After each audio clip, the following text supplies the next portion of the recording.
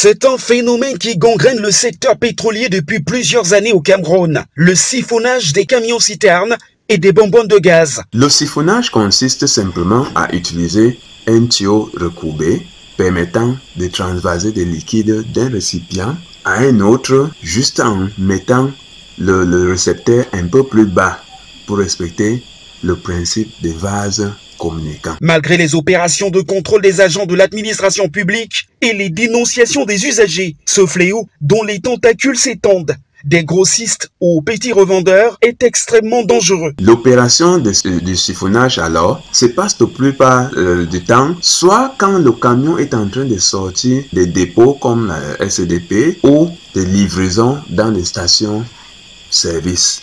Comme toute chose qui se passe par tricherie, il y a trop de risques. Les risques accidentels sur la voie publique pendant ce vol, l'aspiration des produits toxiques dans les poumons, éventuellement la pollution de l'environnement par des déversements et enfin les incendies. Pour les gaz domestiques, les contrefacteurs ne se contentent plus seulement de vider les bouteilles de gaz, ils les remplissent d'eau pour éviter que l'acheteur ne se rende compte du subterfuge.